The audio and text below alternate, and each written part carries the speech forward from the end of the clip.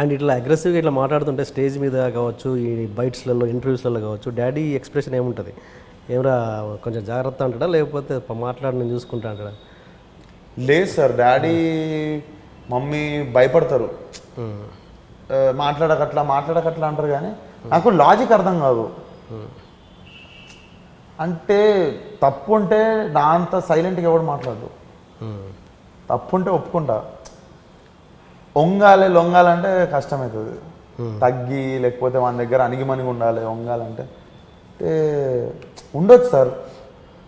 ఎదురుంగోడి behaviour నాతో ఎట్లుంటుందో నాది రియాక్షన్ అట్లుంటుంది కదా. అదే ఎందుకంటే మనకి సాయం చేసినోడు లేడు ఎవడు, లేకపోతే బాలేని రోజులలో తీసుకెళ్ళి పైకి తీసుకొచ్చినోడు ఎవడు లేడు.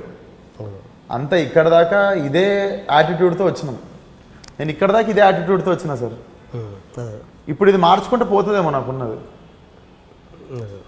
నేను పని చేసిన ముందు డైరెక్టర్లను అడగండి, వాళ్ళు నేనేమన్నా సెట్లో తప్పు చేసినా, పని చేసిన ప్రొడ్యూసర్లను అడగండి, నేనేమన్నా ప్రొడక్షన్ వైజ్ నేనేమన్నా సతాయించినా, అవి చేయొద్దు. అదే అది నేను చూసినా కాబట్టి చెప్తున్నాను, హౌ సెన్సిబుల్ యూఆర్ అన్నదే చెప్తున్నాను. అదే అక్కడ బయట ఎట్లుంటా అన్నది నా పర్సనల్ సార్. అది నేను నీకు సినిమా సైన్ చేసిన, నేను సెట్కి టైంకి రాలే, నువ్వు చెప్పింది చేయలే, నీకు సెట్ మీద ఆర్గన్స్ చూపించిన, లేదా నీ పనిలో నేను ఏలు పెట్టినా, ఇట్లాంటి కంప్లైంట్లు వస్తే తప్పు. నువ్వు ఎందుకు అట్లా మాట్లాడతావంటే, నువ్వు నాతో ఎందుకు అట్లా మాట్లాడినావు ఫస్ట్? మరి నువ్వు నాతో మంచిగా మాట్లాడి ఉండొచ్చు కదా. నువ్వు మంచిగా మాట్లాడితే నేను చాలా మంచిగా మాట్లాడితే అదే జరుగుతుంది బయట. లేదు నువ్వు రోబోటిక్గా న్యాచురల్గానే నువ్వు తగ్గి మాట్లాడాలి ప్రతి ఒక్కరితో అంటే కాదు.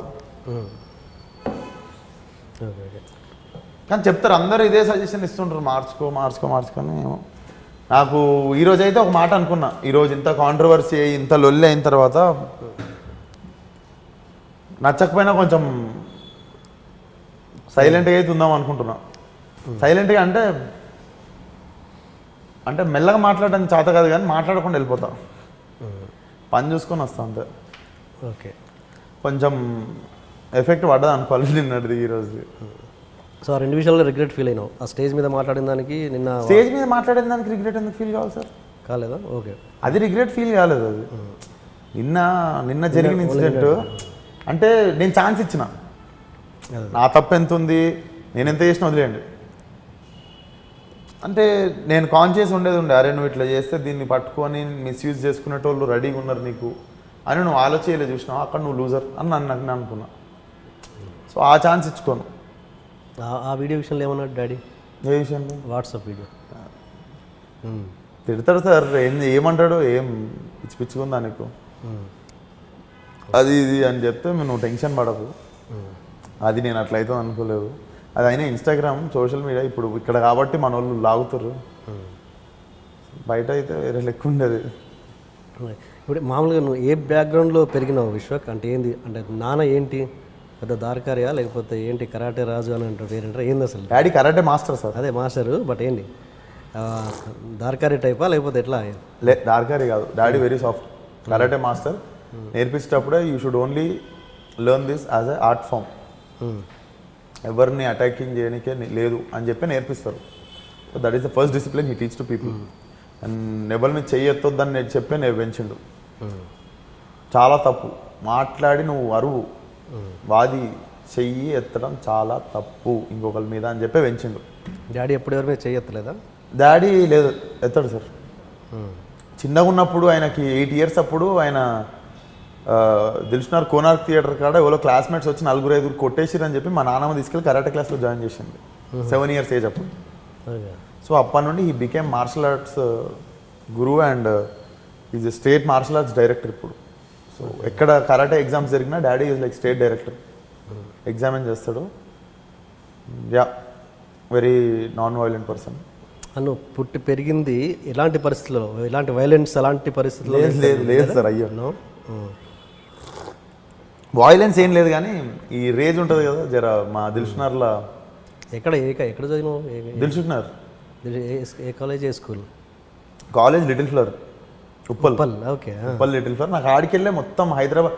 అది ఎట్లాంటి కాలేజ్ అంటే హైదరాబాద్లో ఉన్న వాళ్ళు అందరూ ఉంటారు కాలేజ్లో. నాకు అట్లా గల్లీలో ఫ్రెండ్స్ ఉంటాయి. బంగ్ కొడితే ఒకరోజు వీడి ఏరియా, ఒకరోజు వీడి ఏరియా, ఒకరోజు వీడి ఏరియా. నువ్వు పక్క తెలంగాణ బాగా మంచిగా మాట్లాడుతావు కదా, కానీ సినిమా విషయానికి వస్తే నేను చాలామంది డైరెక్టర్స్ని కూడా అడిగిన క్వశ్చన్ ఇది. తెలంగాణ స్లాంగ్ వచ్చేసరికి పర్ఫెక్ట్గా దాని మీద కమాండ్ ఉంటే పర్ఫెక్ట్గా ఉంటే రాయాలి, లేదంటే ఎవరైనా తెలిసినోడిని పక్కన పెట్టుకొని తెలంగాణ స్లాంగ్ కరెక్ట్గా రాయించుకోవాలి. But being a Telangana person, నీ దాంట్లో కూడా తెలంగాణ వర్డ్స్ చాలా తప్పుగా వచ్చాయి. ఇప్పుడు సపోజ్ లైక్ మదర్ మాట్లాడుద్ది, చేసిండు అంటారు, ఏం చేసిండు అంటారు, ఏం చేసిండు అనాలి. పక్కా తెలంగాణ అయితే ఏం చేసిండు అనాలి, ఏం చేసిండు వై ఎందుకు నీలాంటి తెలంగాణ పర్సన్ కూడా అట్లా మాట్లాడిపిస్తే ఎట్లా? తప్పైంది సార్ అది.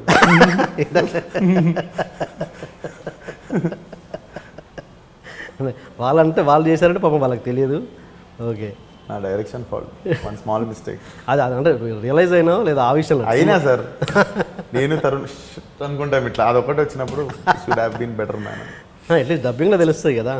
తెలిసింది సార్, అది ఎట్లుంటుంది అంటే చేసే కొద్దీ వెళ్తానే ఉంటుంది సార్ సినిమా. అదే అది ఇంకా రిలీజ్ అయిపోయే టైం వస్తుంది, అప్పుడు కూడా అబ్బా నాకు ఇంకో వారం ఉంటే బాగుండు అనిపిస్తుంది. యా, అన్ని క్యారెక్టర్లు కాదు, ఈ లేడీస్, ఈ మదర్ సిస్టర్ దగ్గర కొన్ని చోట్ల. సిస్టర్ది మీరు ప్రివ్యూ చూసినప్పటికి సినిమాకి మార్చేసిన వాయిస్ చూస్తే. Okay okay. సో అట్లా ఇంకా అయినాయి ఇంకోటి సినిమా కరెక్షన్ చాలా చేసినట్టు. బిగినింగ్లో టైటిల్స్ చూసేటప్పుడు చాలా పరమ బూతులు ఉండేది. ఏంది ఆ స్పెల్లింగ్ మిస్టేక్స్లో తెలుగులో అసిస్టెంట్ డైరెక్టర్ స్టార్ రింగ్, అది రఫ్ కట్ సార్. మీరు చూసింది థియేటర్లో వేస్తాను, అది థియేటర్లో ఒకటి రెండు కనబడ్డాయి. మళ్ళీ ఏంది మళ్ళీ మెయిన్ థియేటర్లో అసిస్టెంట్ సార్, అదొక్కటి నా ఏడీలకు వదిలేసిన సార్. మా అసిస్టెంట్ డైరెక్టర్స్ ప్లీజ్ మీరే బ్లేమ్. స్పెల్లింగ్ మిస్టేక్ తెలుగు ఉన్నాయి చాలా. సరే అక్కడ ఉన్నాయి, దీంట్లో కొన్ని కవర్ అయినాయి, ఒక మళ్ళీ 2-3 కనబడ్డాయి. కానీ మీరు అంత కీన్గా చూస్తే కష్టం. సినిమా నేను ఎప్పుడు కీన్గానే చూస్తాను. మరి సరే, ఇంకొకటి అభినవ్ గోమట్ట ఉన్నాడు కదా, ఆయన ఏంది అలా షార్ట్లో వచ్చి పెడతాడు, ఏమన్నా ఎడిట్ అయిందా లేకపోతే? తీసినాం, పెద్దగా తీసినాము, సినిమా ఎడిటింగ్లో కొంచెం తీసినాము. అండ్ అది నాకు ఉండే, మేము అందరం ఫ్రెండ్స్ కదా, అందరం అట్లా కొంచెం ఉండాలని ఆ రోల్కి అట్లా పెట్టినాం. Okay okay. పెద్దగా ఉండే సీన్, కానీ ఎడిటర్ పాయింట్ ఆఫ్ వ్యూలో, నా పాయింట్ ఆఫ్ వ్యూలో పేస్ చూసుకుంటూ పోతుంటే మనం మేము ముందు సీన్కి డిస్కనెక్ట్ అయిపోతాం ఇంకెక్కువ సేపు అయితే అని. బట్ అది ఏదో ఉండాలి పర్టికులర్గా అని చెప్పి రెమ్యునరేషన్ ఇచ్చి తెచ్చుకున్న ఆర్టిస్ట్ కూడా ఒక ఫ్రెండ్లీ, మేమందరం అట్లా ఒక ఉండాలని. ఇప్పుడు అభినవ్ రేపు ఏదైనా సినిమా చేస్తుండు రా విశ్వ కంటే నేను అట్లా, మాకే సరదా అది, ఒకరి దాంట్లో ఒకరు కనిపించుకోవడం.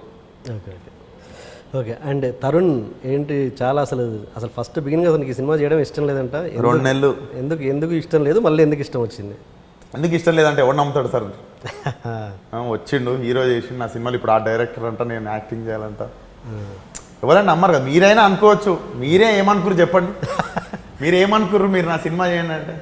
నేను డిఫరెంట్, నాకు అంగమల డైరీ తెలుసు కాబట్టి అది తెలుసు, నా డైరెక్షన్ వీడేం చేస్తాడులే అని అనుకోని ఉంటారు. నిజంగా చెప్పండి, ఫ్రాంక్గా చెప్పండి. అలా అనుకోలేక నాకు ఫస్ట్ బిగినింగ్ ఎందుకో టైటిల్ నచ్చలేదు, తర్వాత నచ్చిందని చెప్పాను. నాకు ఫస్ట్ టైటిల్ ఏంటి ఓకేనా అంటే ఓకే అన్నాను, కాన్ఫిడెంట్గా అన్నాను చాలా. బట్ తర్వాత స్టేజ్ మీద నాకు నిజంగా నచ్చింది. తర్వాత ఓకే, ఒక్కొక్కరి పర్సెప్షన్ ఒకటి కదా, నాకు అలాంటి ఫీలింగ్స్ ఏం లేవు. నువ్వు సెట్లో ఎంత యాక్టివ్గా ఉన్నావు నాకు తెలుసు కదా. నా తరుణ్ ఏంటి మళ్ళీ ఎందుకు ఒప్పుకున్నాడు అంటున్నావు? ఇంకా నేను ఒప్పుకునేదాకా నేను వదలా కదా. నేను ఆ పోలీస్ క్యారెక్టర్ సీన్లో నెక్స్ట్ వీక్ అన్నారు షెడ్యూల్ ప్రకారం, తరుణ్ ఒప్పుకోలేదు. సరే దీన్ని నెక్స్ట్ నెలకి వేసే డైరెక్ట్, ఈ 4 రోజులు ట్రై చేస్తా ఒపీనియన్ అని. ఇంక అంతే సార్, ఉంటుంది కదా, టైం పడుతుంది ఆలోచనకి కన్విన్స్ చేయడానికి. సో నేను కన్విన్స్ చేయడానికి 2 months పట్టింది. ఒప్పుకోవడానికి రీజన్ ఏం లేదు, నేను కన్విన్స్ చేయగలను అంతే. Okay okay. ఉంటుంది కదా సార్ ఎవరికైనా భయం, ఎట్లా చేస్తా ఎట్లా తీస్తా అని. Because it's finally it makes impression. If is acting it's a big decision to make. It gives impression కదా. తప్పు జరిగితే రాంగ్ ఇంప్రెషనే పడుతుంది, అవసరమా చేసిన అనవసరంగా అని. సో అది ఖరాబ్ కావద్దు అన్న చిన్న భయం ఉంటుంది కదా. బట్ ఫైనల్ నా జాబ్ నేను చేసిన అనిపించింది. థియేటర్లో చూసినప్పుడు ఖతర్నాక్ చేసిన యాక్టింగ్.